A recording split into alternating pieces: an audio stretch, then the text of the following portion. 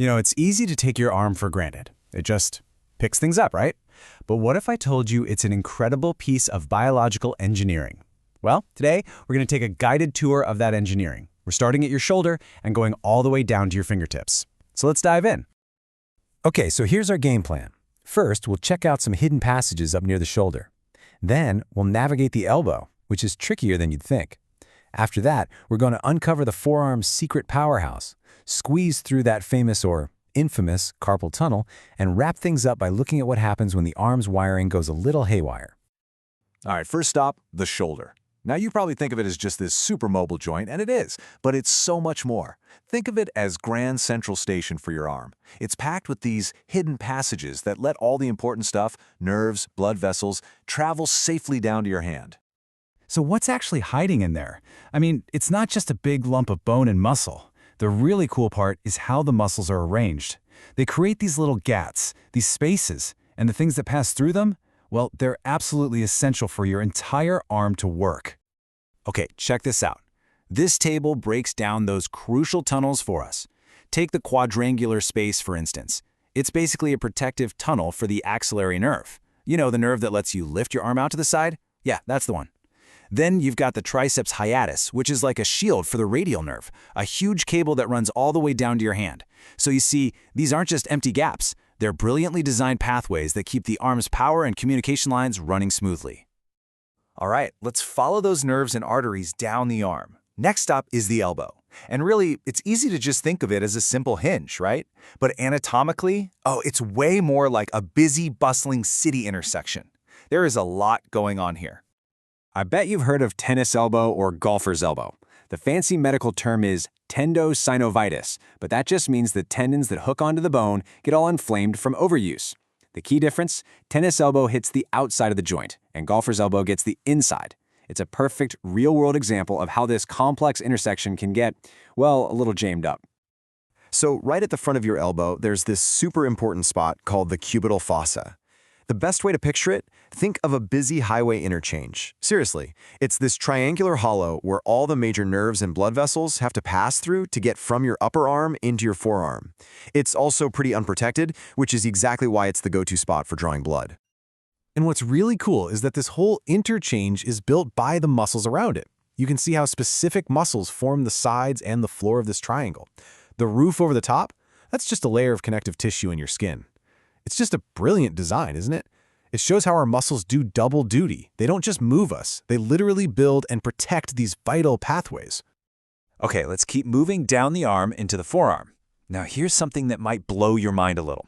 All that power, for all those tiny, complex movements you make with your fingers and your wrist, it doesn't actually come from your hand. Nope, it comes from right here, from these powerhouse muscles in your forearm. This table shows off some of the key players. But here's the really interesting part.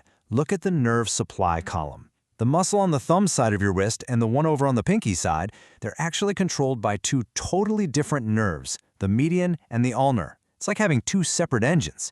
And it's this amazing division of labor that gives you that super fine-tuned, balanced control you need to flex your wrist and move it side to side so precisely.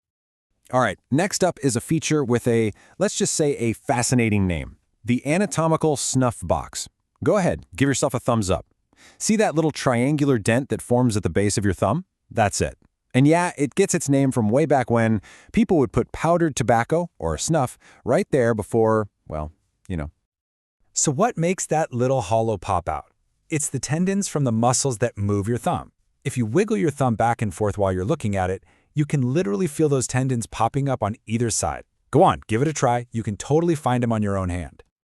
But hey, this isn't just some quirky landmark. Right there, on the floor of the snuff box, is exactly where the radial artery runs super close to the surface. So if you press gently right into that hollow, you can feel your own pulse. It's honestly one of the easiest and best places on your whole body to find it. Okay, moving on from the snuff box, our journey takes us to maybe one of the most famous or infamous parts of the arm, the carpal tunnel. You can think of it as the narrow, final gateway that all the hard work from your forearm muscles has to pass through to get to your hand. And that's really the key thing to remember here. It's a tiny, tiny tunnel with an absolutely monumental job. And that mismatch, that's exactly why it can become such a problem area for so many people. So, what is it really? Well, the floor and the walls of the tunnel are formed by the little carpal bones in your wrist. Then you've got this tough ligament, the flexor retinaculum, that stretches right over the top, making a roof and sealing it all in. So, just how much traffic are we talking about here? How much stuff has to squeeze through this tiny tunnel? The answer is 9. Yep, 9 long tendons, all traveling from your forearm down to your fingers. And, as if that wasn't crowded enough, crammed right in there with them is the super important median nerve. It's basically an anatomical traffic jam just waiting to happen. And that brings us to the final leg of our journey, the arm's electrical wiring. We've been following how these nerves travel through all these different spaces. So now, let's see what happens when that system gets compromised.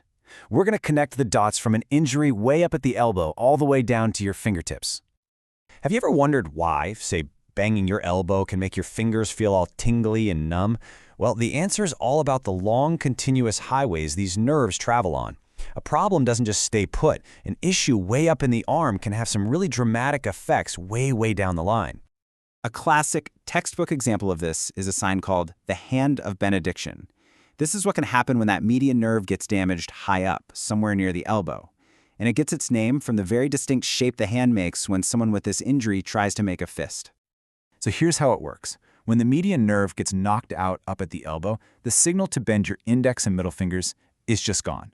But, and this is key, your ring finger and pinky are controlled by a different nerve, the ulnar nerve, and that one's still working just fine. So when they try to make a fist, only the last 2 fingers curl in, leaving the other 2 sticking out. It's a perfect visual for how specific nerves have very specific jobs. All right, so as we wrap up our journey down the arm, let's do a quick recap. We discovered that the shoulder isn't solid. It's got these hidden passages for all the vital supply lines.